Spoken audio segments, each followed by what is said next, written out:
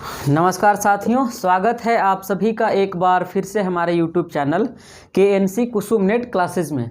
साथियों, आज से हम लोग एक नए टॉपिक की शुरुआत करने जा रहे हैं। यदि आप हमारे साथ लगातार बने हुए होंगे तो आपको पता होगा कि हम लोगों ने अपनी तैयारी की शुरुआत एंशिएंट इंडियन हिस्ट्री के साथ की थी, जिसमें हम लोग मूल तौर पे यूनिट 1 के बारे में बात कर रहे थे, जिसमें पिछले लेक्चर में हम सभी ने बात किया था सोर्सेज के बारे में। और सोर्सेज पे हम लोगों ने टोटल 3 लेक्चर में बात की थी, आर्कोलॉजिकल सोर्सेज, लिटरेरी सोर्सेज और फॉरेन अकाउंट्स के बारे में। उसके बाद हम लोगों ने बात किया था स्टोन एज के बारे में, जिसमें मुख्य तौर पे बातें हुई थी स्टोन एज में पाए जाने वाले टूल्स के बारे में। उसके बाद हम लोगों ने बात किया था ह्यूमन इवोल्यूशन के बारे में। उसके बाद हम लोगों ने बात किया था कि स्टोन एज को मुख्यतः 3 हिस्सों में बांटा गया है, पैलियोलिथिक, मेसोलिथिक और नियोलिथिक। तो पैलियोलिथिक एज में कौन कौन से उपकरण पाए जा रहे थे, उस समय के कौन कौन से साइट्स हैं, उसके बारे में पढ़ा था। उसके बाद मेसोलिथिक पीरियड के बारे में हम लोगों ने पढ़ा था कि उस समय कौन से औजार थे, कौन से उपकरण थे। उसके साथ साथ मेसोलिथिक पीरियड में कौन कौन से साइट्स थे, कौन कौन से प्लेसेस का निर्माण हुआ, उसके बारे में पढ़ा था। और उसके बाद नियोलिथिक कल्चर में हम लोगों ने बातें की थी कि नवपाषाण कालीन कितने उपकरण पाए गए हैं और कौन कौन से प्लेसेस पाए गए हैं और कहाँ कहाँ विस्तार हुआ था और कब हुआ था। उसके बाद वो चैप्टर हमारा खत्म हुआ। उसके बाद हम लोग आज एक नए चैप्टर की शुरुआत करने जा रहे हैं, जिसका नाम है हड़प्पा सभ्यता, जिसको आप इंडस वैली सिविलाइजेशन भी कहते हैं। तो आप एक बार सिलेबस को अपना निकाल लीजिए और सिलेबस से मिला लीजिए कि हम लोग जब इंडस सिविलाइजेशन की बात करेंगे तो उसमें किन किन चीज़ों पे बातें होंगी हमारी। तो हम लोग सिलेबस के अकॉर्डिंग ही बात करेंगे, सिलेबस से अलग हटकर कुछ भी बातें नहीं होंगी। इसीलिए मैं बार बार बोल रहा हूँ कि आप सिलेबस को हमेशा एक बार देखिए, किसी भी लेक्चर को, किसी भी वीडियो को शुरू करने से पहले। तो आइए हम लोग सिलेबस को देखते हैं और इसमें मालूम करते हैं कि कौन कौन सी चीज़ें हमें पढ़नी है। आप एक बार इसे देख सकते हो, ठीक है।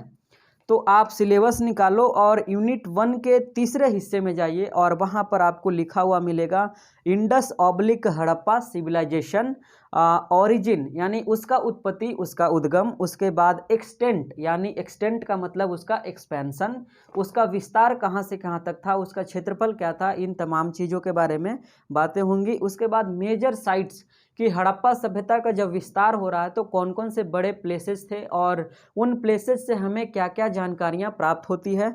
उसके बाद हम लोग बात करेंगे सेटलमेंट पैटर्न के बारे में। यदि आपने पढ़ाई की होगी तो आपको पता होगा कि हड़प्पा सभ्यता के लोग नगरीय सभ्यता के लोग थे और वो लोग नगरीय तरीके से रह रहे थे और अपने मकानों में वो लोग पक्के ईंट का इस्तेमाल भी करते थे। आगे आते हैं, हम लोग पढ़ेंगे क्राफ्ट स्पेशलाइजेशन के बारे में, जिसमें व्यापार एवं वाणिज्य के बारे में हमारी बातें होंगी।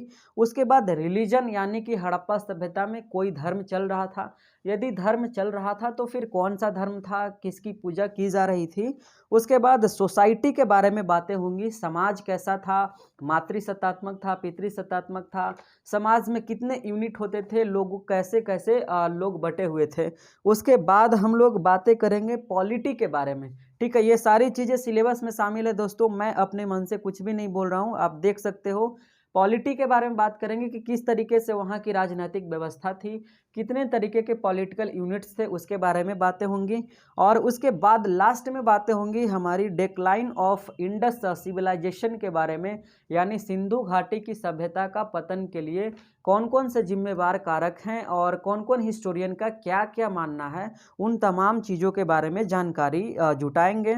उसके बाद हम लोग पढ़ेंगे इंटरनल एंड एक्सटर्नल ट्रेड के बारे में, यानी कि आंतरिक एवं बाह्य व्यापार। यानी कि जब हड़प्पा सभ्यता का जब विस्तार हुआ तो उनके कई सारे अन्य देशों के साथ वैदेशिक संबंध थे, व्यापारिक संबंध थे। तो हम लोग पढ़ेंगे कि किस देश के साथ कौन से व्यापारिक संबंध थे और किस वस्तु का हम लोग वहाँ से किस वस्तु को इंपोर्ट कर रहे थे, किस वस्तु को एक्सपोर्ट कर रहे थे, उसके बारे में बात करेंगे। और उसके बाद इंटरनल ट्रेड के बारे में कि जो भारत में जो सभ्यता चल रही थी, त्रिकोणीय सभ्यता, जहाँ जहाँ उनका विस्तार हुआ था वहाँ एक प्लेसेस से लेकर दूसरे प्लेसेस पे कौन कौन सी वस्तुओं को मंगाया जाता था, ये तमाम चीज़ों के बारे में। उसके बाद लास्ट में पढ़ेंगे फर्स्ट अर्बनाइजेशन इन इंडिया, जब लौह का आविष्कार होगा, जब लोहे का आविष्कार होगा 1000 ईसा पूर्व के आसपास, तो उसके बारे में जानकारी प्राप्त करेंगे। तो टोटल सिलेबस में यह शामिल किया गया है, आप एक बार देख लीजिएगा और लिख भी लीजिएगा। तो आज हम लोग मूल तौर पे आज हमारी बातें होंगी ओरिजिन के बारे में, कि ओरिजिन को लेकर कितने थ्योरी दिए गए हैं, उसके बाद उसके एक्सटेंट के बारे में, उसके विस्तार के बारे में, उसके बाद हम लोग बात करेंगे कौन कौन से महत्वपूर्ण प्लेसेस हैं जिसके बारे में ध्यान रखिएगा। यहाँ पर सिर्फ हम लोग स्थलों के नाम के बारे में चर्चा करेंगे। जब अगला लेक्चर हम लोग लाएंगे, अगले सीरीज में जब आगे बढ़ेंगे तो उसमें हम लोग प्रत्येक स्थल के बारे में बहुत डिटेल में पढ़ने वाले हैं, ठीक है। उसके बाद समय का वर्गीकरण के बारे में पढ़ेंगे, क्योंकि हड़प्पा सभ्यता को टाइम को लेकर भी बहुत सारे कन्फ्यूजन्स होते हैं बच्चों के बीच में, क्योंकि इसको लेकर के स्कॉलर्स के बीच में भी डिस्प्यूट्स है। तो कुछ स्कॉलर्स का नाम मैंने लाया यहाँ पर आपके लिए, और मैं बताऊंगा कि इन स्कॉलर का, इस विद्वान का यह कहना है इस टाइम फ्रेम के बारे में। तो मेरे ख्याल से आज के वीडियो में हम लोग क्या बात करने वाले हैं वो चीज़ें आपको समझ में आ गई होंगी। अब हम लोग वीडियो की शुरुआत करते हैं। हड़प्पा सभ्यता पे टोटल मेरे ख्याल से 6 से 7 लेक्चर होंगे, ठीक है, जिसमें बारी बारी से एक एक चीज़ों के बारे में बात करेंगे। ध्यान रखिएगा, सफलता का कोई शॉर्टकट नहीं होता है, मैं आपको शॉर्टकट में नहीं पढ़ा सकता हूँ, हमसे ऑब्जेक्टिव वे में बातें नहीं होती। आप नेट की तैयारी कर रहे हो तो आपको निश्चित तौर पे सब्जेक्टिव वे में पढ़ाई करनी चाहिए और डिटेल में पढ़ना चाहिए, ठीक है। इसीलिए मैं चाहता तो एक वीडियो में भी इसको ख़त्म कर सकता हूँ मोटे तौर पे बात करके, लेकिन मैं नहीं चाहता हूँ और डिटेल में ही हमारी बातें होंगी। तो आइए हम लोग वीडियो की शुरुआत करते हैं। तो आप हमेशा की तरह हमारे साथ चीज़ों को लिखते चलेंगे और लिखने से ज़्यादा आप समझने की कोशिश करेंगे। तो आइए शुरू करते हैं। सबसे पहली बात कि हमने बताया आपको कि इंडस वैली सिविलाइजेशन पढ़ेंगे, तो इसको 3 नाम से जाना जाता है, ठीक है। इसको 3 नाम से लोग जानते हैं। कई लोग इसको हड़प्पा घाटी की सभ्यता कहते हैं, हड़प्पा सभ्यता कहते हैं। कई लोग इसको सिंधु नदी घाटी की सभ्यता कहते हैं, और कई लोग इसको सिंधु सभ्यता कहते हैं। यानी 3 नाम है, हड़प्पा सभ्यता, सिंधु सभ्यता और सिंधु नदी घाटी की सभ्यता। इसको टोटल 3 नामों से जाना जाता है। इसका नामकरण की बात आए तो टोटल इसके 3 नाम हैं, जो कि मैंने यहाँ पे लिखा है। आपको यह चीज़ें देखनी चाहिए, समझनी चाहिए और लिखनी चाहिए। ध्यान रखिएगा, यहाँ पे ऑब्जेक्टिव फॉर्म में मैं चीज़ें लिखता हूँ, लेकिन जब मैं उसको एक्सप्लेन करूँ तो आप जब नोट्स बना रहे हो तो वीडियो को रोक करके आप हमारे शब्दों को लिखते चलना। सब्जेक्टिव वे में नोट्स बनाना, ऑब्जेक्टिव वे में नहीं, ठीक है। चलिए अब बातें करते हैं हम लोग ओरिजिन के बारे में, ठीक है। ओरिजिन का मतलब इसको हिंदी में आप उत्पत्ति बोलते हो, ठीक है। कई लोग इसको उद्गम भी बोलते हैं, ठीक है। ये ओरिजिन कब हुआ और ओरिजिन के बारे में क्या क्या थ्योरियाँ चलती हैं भारत में, तो देखोगे ओरिजिन को लेकर के, उत्पत्ति को लेकर के, उद्गम को लेकर के total 4 concept, total 4 theory, total 4 philosophy हमारे यहाँ चलते हैं। कौन कौन फिलॉसफी है? पहला मेसोपोटामिया का प्रभाव, दूसरा है आर्यन के द्वारा, तीसरा है स्थानीय उत्पत्ति, ठीक है, और चौथा है द्रविड़ के द्वारा। यानी 4 स्कॉलर्सों का मतलब जितने भी स्कॉलर्स हैं, ठीक है, उन सारे स्कॉलर्स 4 हिस्सों में बट गए हैं और 4 ग्रुप हैं और चारों का अपना अलग अलग मत है। तो हम लोग एक एक करके सभी के बारे में जानकारी जुटाएंगे। पहला हमारे पास मत है और मेसोपोटामिया का प्रभाव, ठीक है। यह जो फिलॉसफी दिया गया है इसके अंतर्गत यह बातें कही गई कि हड़प्पा सभ्यता का उद्गम, हड़प्पा सभ्यता का विस्तार, हड़प्पा सभ्यता की उत्पत्ति मेसोपोटामिया सभ्यता की वजह से हुई है, मेसोपोटामिया सभ्यता के प्रभाव की वजह से हुई है। ऐसा क्यों कहा गया? क्योंकि आपको पता होगा कि हड़प्पा सभ्यता के समकालीन 2 और सभ्यताएं चल रही थी, जिसका नाम है मिस्र की सभ्यता जो कि नील नदी घाटी में थी, उसके साथ साथ मेसोपोटामियन सिविलाइजेशन, मेसोपोटामिया की सभ्यता। तो ये 2 उसके कॉन्टेम्प्ररी सभ्यताएं थी जो चल रही थी। इसीलिए हमारे यहाँ एक स्कॉलर का एक ग्रुप तैयार हुआ और उन ग्रुप का मानना यह है कि मेसोपोटामिया के प्रभाव की वजह से ही भारत में हड़प्पा सभ्यता संस्कृति का, हड़प्पा सभ्यता का विस्तार हुआ, उसका उद्गम हुआ। कौन कौन से स्कॉलर थे इस ग्रुप में? आप एक बार नाम लिख लीजिए। इनका नाम है सर जॉन मार्शल। आप इनका नाम जानते होंगे क्योंकि आपको पता होगा कि मार्शल साहब ने पहली बार 1921 ईस्वी में खुदाई की थी और हड़प्पा नामक स्थल को खोजा था, जो कि सिंध नदी घाटी क्षेत्र में था और रावी नदी के किनारे बसा हुआ था, ठीक है। तो सर जॉन मार्शल हैं। उसके बाद डी कोसाम्बी हैं, ठीक है। डी कोसाम्बी जो हैं वो मार्क्सिस्ट हिस्टोरियन हैं। तो यदि आप हिस्टोग्राफी पढ़े होगे तो आपको यह नाम पता होगा। आपसे सवाल पूछा जाता है यूनिट 10 से रिलेटेड कि डी कौशाम्बी किस तरह के इतिहासकार हैं, तो आप ध्यान रखिएगा डी कौशाम्बी क्या है, मार्क्सिस्ट हिस्टोरियन है, मार्क्सवादी इतिहासकार हैं। क्लियर है। उसके बाद तीसरे स्कॉलर हैं जिनका नाम है मार्टिमम व्हीलर, आप इनका भी नाम जानते होंगे। उसके बाद गार्डन चाइल्ड हैं और एक का नाम है बुली और अगले जो हैं क्रेमर, यानी टोटल 6 स्कॉलर हैं। इन सभी लोगों ने मिल करके यह थ्योरी गढ़ा, यह थ्योरी का उत्पत्ति किया कि मेसोपोटामिया के प्रभाव की वजह से ही इंडस वैली सिविलाइजेशन का उद्गम हुआ है, उसका उत्पत्ति हुआ है। ठीक, क्लियर है। चलो, इसमें से गार्डन चाइल्ड का मानना यह है कि सुमेरियन सभ्यता से, ठीक है, सुमेरियन सभ्यता से इसका विस्तार हुआ था, इसका उद्गम हुआ था। तो सुमेरियन सभ्यता से ही मेसोपोटामिया सभ्यता का उत्पत्ति हुआ था। सुमेरियन सभ्यता से ही सीख करके मेसोपोटामिया एक नए रूप में, एक नए सिविलाइजेशन के रूप में अस्तित्व में आई थी। क्लियर है।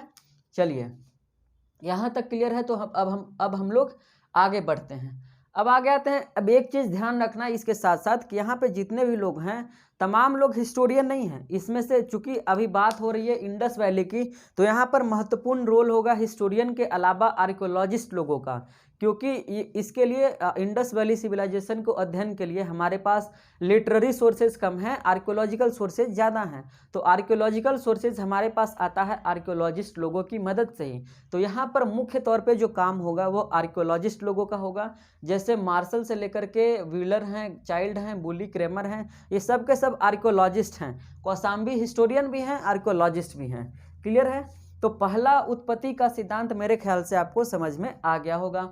अब आगे आते हैं दूसरा उत्पत्ति का सिद्धांत जो गढ़ा गया है, उसमें मुख्य तौर पे 2 हिस्टोरियन शामिल हैं।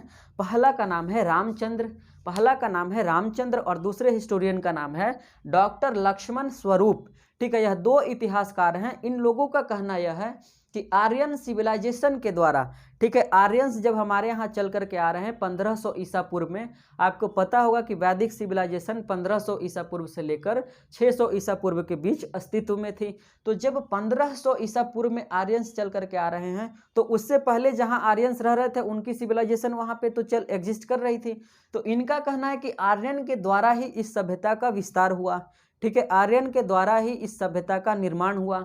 लेकिन इनके तर्क इसलिए खारिज कर दिए जाते हैं क्योंकि जब आप आर्यों के द्वारा बनाई गई सभ्यता को देखते हैं, वैदिक सिविलाइजेशन को देखते हैं, वैदिक संस्कृति को देखते हैं, तब आपको पता चलता है कि वैदिक सभ्यता ग्रामीण सभ्यता है, जबकि हड़प्पा सभ्यता नगरीय सभ्यता है। तो तर्क इस तरीके से इनके खारिज हो जाते हैं, लेकिन इनका भी अपना महत्व है। आप जानकारी के लिए जरूर रखिएगा, क्योंकि आप नेट की तैयारी कर रहे हैं तो आपसे बहुत डिटेल में सवाल पूछे जाते हैं। और मान लीजिए किस तरीके से सवाल आपसे पूछ दिए जाएं, ऑप्शन एक तरफ दे दिया जाए हिस्टोरियन का नाम, दूसरे तरफ थ्योरी का नाम दे दिया जाए, तो आपको ध्यान रखना जरूरी हो जाता है आपके लिए। आगे आते हैं, हम लोग तीसरे थ्योरी की बात करते हैं और तीसरा थ्योरी है हमारा स्थानीय उत्पत्ति का। यानी इसके माध्यम से कहा गया कि यहाँ के जो लोकल सिविलाइजेशन थे, जो लोकल कल्चर्स पहले से चल रहे थे, उसके माध्यम से सिंधु घाटी सभ्यता का विस्तार हुआ, सिंधु घाटी सभ्यता का उद्गम हुआ, उसका उत्पत्ति हुआ। वो कैसे? इसमें मुख्य तौर पे जो हिस्टोरियन का नाम है उसमें मुख्य तौर पे 4-5 हिस्टोरियन है। पहला है नाम फेयर सर्विस। ठीक है, फेयर सर्विस का नाम आप याद रखिएगा, बहुत इंपॉर्टेंट हिस्टोरियन, बहुत इंपॉर्टेंट आर्कियोलॉजिस्ट हैं। फेयर सर्विस के साथ साथ अमलानंद घोष, इनका पूरा नाम है अमलानंद घोष। ठीक है, आप पूरा नाम लिख लीजिएगा। कहीं पर भी इस तरीके का नाम आए तो आप कंफ्यूज मत होइएगा, आप उससे फैमिलियर रहेंगे, आप उस नाम से परिचित रहेंगे तो आपको सवाल समझने में, बनाने में सहूलियत होगी। उसके अलावा अमलानंद घोष के अलावा डीपी अग्रवाल हैं और एक हिस्टोरियन का नाम है आल्विन।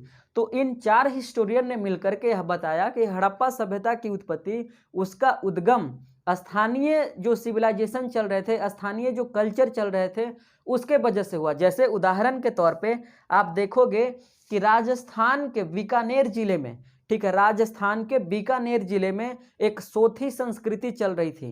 क्या चल रही थी? सोथी संस्कृति। और हमने आपको बताया था कि कल्चर और सिविलाइजेशन में क्या अंतर होता है, कल्चर का जो हिस्सा होता है, जो एरिया होता है, जो क्षेत्रफल होता है, वह बहुत ही छोटा होता है, जबकि सिविलाइजेशन का एरिया बहुत ही बड़ा होता है।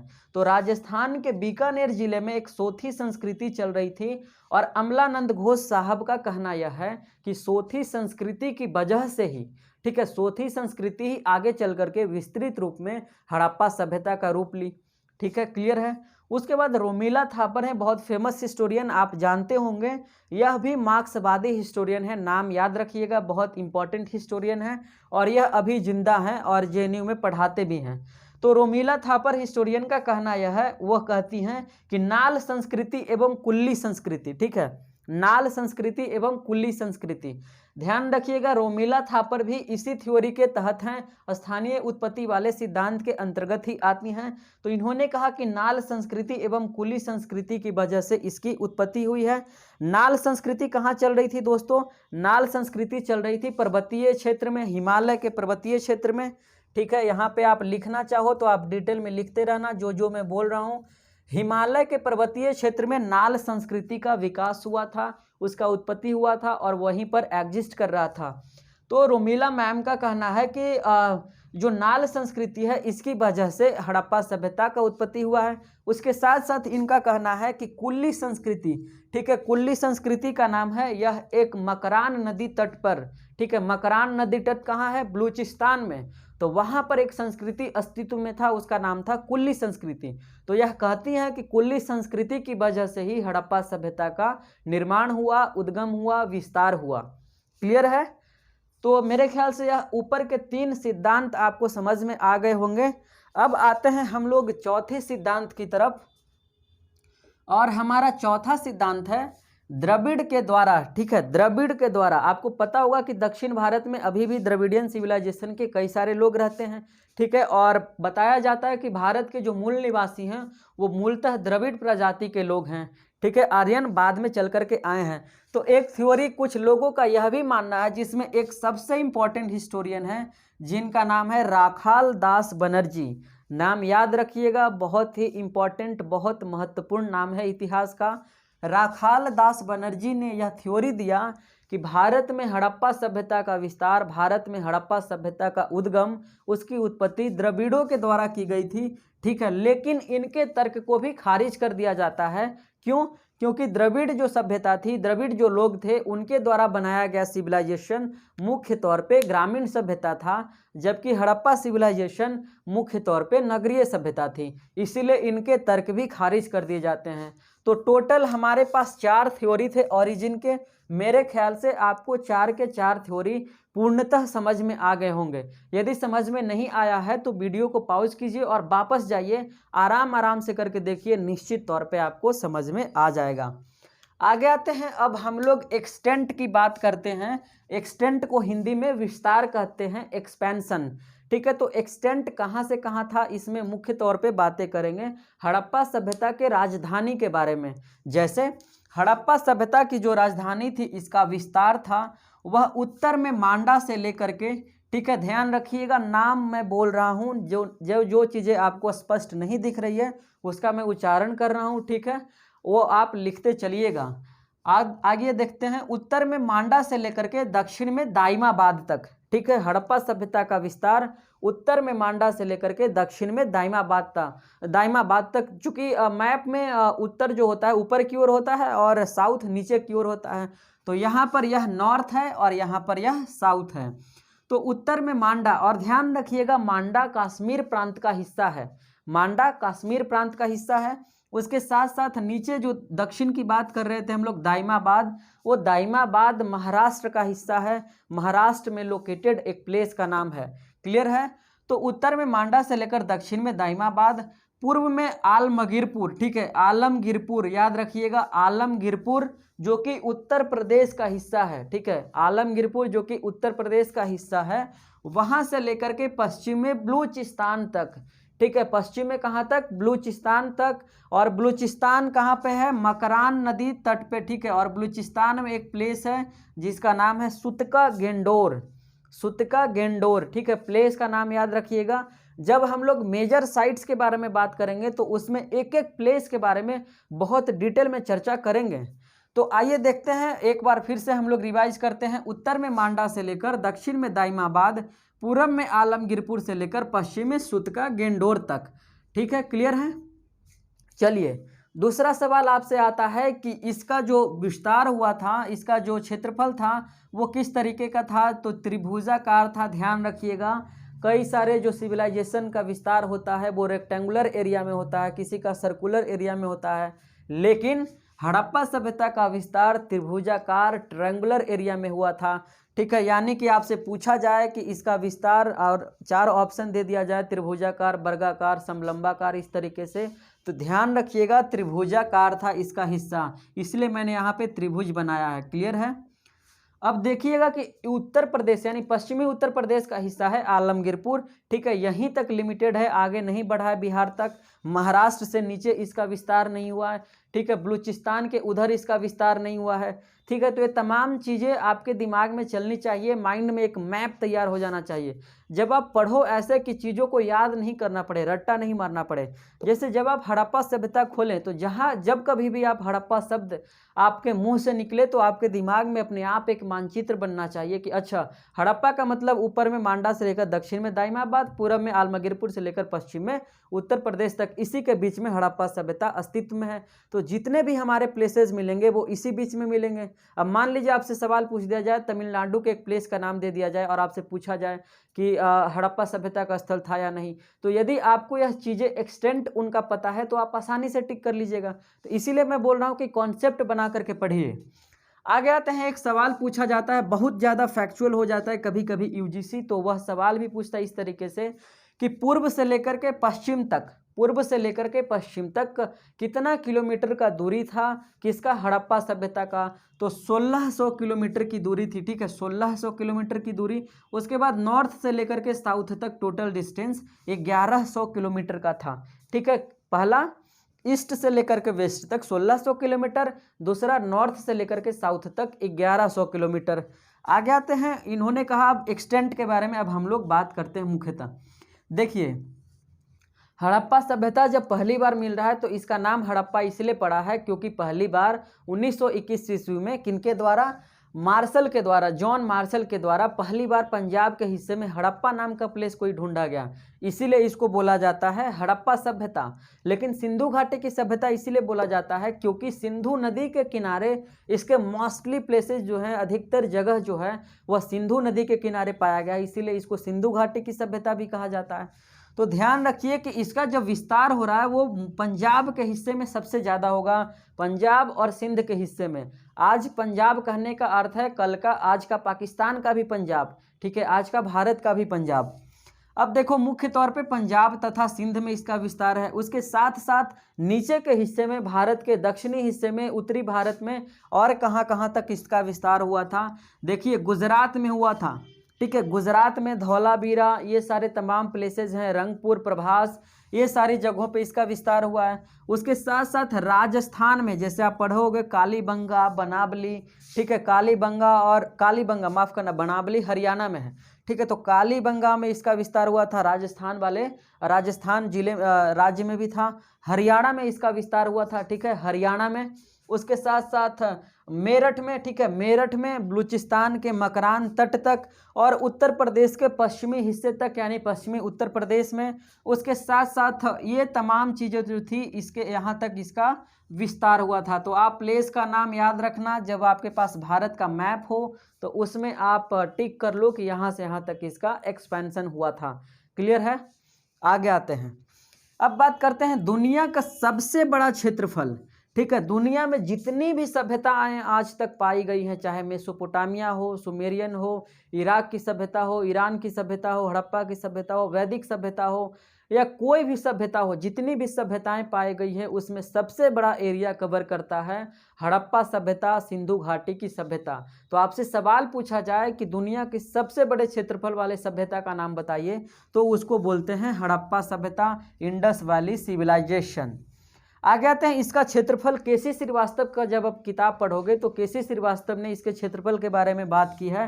12,15,000 स्क्वायर किलोमीटर के बारे में। ठीक है, उन्होंने कहा कि हड़प्पा सभ्यता का क्षेत्रफल 12,15,000 स्क्वायर किलोमीटर था, जबकि झा एंड श्रीमाली का कहना है 12,99,600 स्क्वायर किलोमीटर इसका विस्तार था। तो आप दोनों याद रखिएगा, जो आपको ऑप्शन में मिलेगा तो आप टिक कीजिएगा, मोस्टली 12,99,600 पर ही आप ध्यान रखेंगे। आगे आते हैं, यह नाम के बारे में मैंने आपको बता दिया कि इसके 3 नाम हैं। अब हम लोग बात करते हैं, देखिए ये चीज़ें मैंने आपको पहले ही बता दी कि 1921 में मार्शल के द्वारा हड़प्पा को खोजा गया था पहली बार पंजाब वाले हिस्से में, पंजाब एवं सिंध वाले हिस्से में। अब हम लोग बात करते हैं प्लेसेस के बारे में, जो कि हमारा तीसरा पॉइंट था। प्लेसेस के बारे में बात करेंगे कि हड़प्पा सभ्यता में टोटल 1500 प्लेसेस को खोजे गए हैं। टोटल कितने? 1500 प्लेसेस को खोजा गया है, जिसमें से सभ्यता जितने भी प्लेसेज हैं उसको मुख्य तौर पे 2 हिस्सों में बांटा गया है। पहला परिपक्व यानी मैच्योर, और दूसरा अपरिपक्व। ठीक है, जो मैच्योर नहीं थे, जो अपरिपक्व थे, तो दो तरह के 2 भागों में बांटा गया है प्लेसेस को। ठीक है, तो उसमें मुख्य तौर पे हम लोगों को पढ़ना है और आपसे सवाल पूछा जाता है परिपक्व के बारे में। ठीक है, तो परिपक्व मुख्य तौर पे 6 थे। ठीक है, हड़प्पा था, मोहनजोदड़ो था, लोथल था, कालीबंगा था, बनावली था और चनहुद्रो था। ठीक है, ये 6 प्लेसेस जो थे वह परिपक्व के स्थल के अंतर्गत आते हैं। उसके अलावा और महत्वपूर्ण स्थल हैं, जैसे सुतका गेंडोर, जो कि हड़प्पा सभ्यता का पश्चिमी हिस्सा है। ठीक है, पश्चिमी हिस्सा है। उसके साथ साथ राखी गढ़ी है। ठीक है, अच्छा, ठीक है, राखी गढ़ी है, हाँ राखी गढ़ी है। उसके साथ साथ बनावली है, जो कि हरियाणा में था। उसके साथ साथ धौलावीरा, जो कि गुजरात का हिस्सा है, और सुरकोटदा, जो कि वह भी गुजरात का हिस्सा है। तो यह महत्वपूर्ण प्लेसेस हैं जिसके बारे में भी हम लोग जानकारी प्राप्त करेंगे। अब आते हैं हम लोग समय के वर्गीकरण की बात करते हैं। ठीक है, कि टाइम को लेकर के क्या कन्फ्यूजन्स है। ठीक है, तो पहली बात याद रखिए कि इतिहास में समय को बांटने के लिए कई तरह के फॉर्मूले हैं, कई तरह के थ्योरी हैं, उसके आधार पे काम किया जाता है, तब जाकर के किसी भी डेट का निर्धारण होता है। स्पेशली आर्कोलॉजिकल प्लेसेस की जब एक्सकवेशन किया जाता है, जब उसका खुदाई किया जाता है, तो उसका तिथि निर्धारण करने के लिए बहुत तरीके के परेशानियों का सामना करना पड़ता है। तो उसमें 4-5 तरीके हैं जिसके वजह से इसका डेट निर्धारित किया जाता है। पहला, उस दौर में जो सिक्के मिलते हैं, ठीक है, उस दौर के, मान लीजिए किसी प्लेसेस की आपने खुदाई की और वहाँ एक्सकैवेशन के माध्यम से सिक्का मिला, तो सिक्कों पे यदि तिथि अंकित है तो तिथि के माध्यम से आप उस सभ्यता का तिथि का निर्धारण करते हैं। तो एक तो मुद्रा को चेक करके, ठीक है, यह तिथि निर्धारण होता है। दूसरा, कार्बन डेटिंग के माध्यम से, कार्बन 14 एक प्रोसेस है, कार्बन डेटिंग के माध्यम से परीक्षण किया जाता है। उसके अलावा विदेशी संपर्क, जैसे मान लीजिए कि हड़प्पा सभ्यता का विस्तार मेसोपोटामिया सभ्यता के साथ भी था, व्यापारिक संबंध, तो वहाँ से जो चीज़ें मिलेंगी हड़प्पा सभ्यता की, उसके अनुसार काल निर्धारण किया जाएगा हड़प्पा सभ्यता का। उसके साथ साथ खुदाई के माध्यम से, ठीक है, तो हमने आपको बताया था कि खुदाई 2 तरीके से किए जाते हैं, एक हॉरिजेंटल होता है, दूसरा वर्टिकल होता है। ठीक है, तो वर्टिकल टाइम फ्रेम चेक करने के लिए किया जाता है। जैसे एक लेयर आने के बाद मिट्टी का लेयर चेंज हो रहा है, तो इसका मतलब है कि दोनों अलग अलग समय का है। तो एक्सकवेशन के माध्यम से भी समय का पता लगाया जाता है। तो यह 4 तरीके हैं। ऐसे सवाल इससे पूछे नहीं जाते हैं, लेकिन यह 4 तरीके आपको पता होना चाहिए कि समय का वर्गीकरण कैसे किया जाता है। अब देखिए कि टाइम को लेकर के जब कार्बन 14 की बातें आई, तो कार्बन 14 माध्यम के इसके माध्यम से जब चेक किया गया, तो इन्होंने बताया कि 2800 बीसी से लेकर के, ठीक है, 2800 ईसा पूर्व या 2900 ईसा पूर्व से लेकर 2000 ईसा पूर्व तक हड़प्पा सभ्यता का समय है। दूसरी बात, मार्शल के बारे में, जिसने हड़प्पा को खोजा है, तो उन्होंने बताया, जॉन मार्शल ने कहा कि 3250 से लेकर 2750 बीसी यानी ईसा पूर्व तक हड़प्पा सभ्यता का टाइम पीरियड है। उसके बाद व्हीलर जो है, मार्टिमम व्हीलर और पिग्गट महोदय, ठीक है, जो हड़प्पा और मोहनजोदड़ो को जुड़वा राजधानी कहते हैं। ठीक है, तो व्हीलर और पिग्गट महोदय ने मिलकर के निर्णय लिया कि 2500 से लेकर के 1500 बीसी इसका टाइम फ्रेम है, इसका टाइम पीरियड है। उसके बाद डीपी अग्रवाल हिस्टोरियन है, इन्होंने बताया कि 2250 बीसी से लेकर 1750 बीसी तक इसका समय का निर्धारण किया गया है। उसके साथ साथ फेयर सर्विस जो हिस्टोरियन है उन्होंने बताया कि 2000 ईसा पूर्व से लेकर 1000 ईसा पूर्व तक इसका टाइम फ्रेम है। उसके बाद जो मान्य मत है, जो सबसे ज़्यादा पूछा जाता है, जो सबसे ज़्यादा लोगों के अंदर जहन में चल रही है, जिसके जो हम लोग टिक करते हैं ऑप्शन के रूप में, वह यह है 2500 से लेकर 1750 बीसी। तो यह 2 पॉइंट याद रखिएगा। यह मैंने आपको जानकारी के लिए बताया है, जब आप कहीं डिबेट में बैठे हों या फिर आपको किसी चीज़ को लेकर कन्फ्यूजन हो, डिटेल्स में जानकारी प्राप्त करना चाह रहे हो, तो ये तमाम चीज़ें आपके पास होनी चाहिए। ठीक है, तो 2500 बीसी से लेकर 1750 ऑप्शन में यदि मिले तो यह टिक कीजिए, या फिर 2700 बीसी से लेकर 1750 मिले तो यह टिक कीजिए। यह दोनों में से कोई एक को आप टिक कीजिए। तो मेरे ख्याल से आज का वीडियो हम लोग को यहीं पे ख़त्म करना चाहिए। आज हम लोगों ने 3 चीज़ों पे बात की थी, ओरिजिन पे, एक्सटेंट पे और उनके मेजर साइट से उनके नाम के बारे में जाना। उसके बाद टाइम फ्रेम के बारे में जाना है और उसके नामकरण के बारे में जाना है। अगले वीडियो में हम लोग बात करेंगे सेटलमेंट पैटर्न के बारे में। उसके बाद क्राफ्ट स्पेशलाइजेशन के बारे में बात करेंगे, रिलीजन, सोसाइटी, इन तमाम चीज़ों के बारे में जानकारी प्राप्त करेंगे। तो आज का वीडियो हम लोग यहीं पे ख़त्म करते हैं। तो वीडियो को ख़त्म करने से पहले यदि आप चैनल पे पहली बार आए हैं तो आप हमारे साथ हमेशा के लिए जुड़ जाइए। मैं आपको इतिहास पढ़ाता हूं। आप इतिहास किसी भी एग्जामिनेशन के लिए पढ़ना चाहते हैं तो आप पढ़ सकते हैं।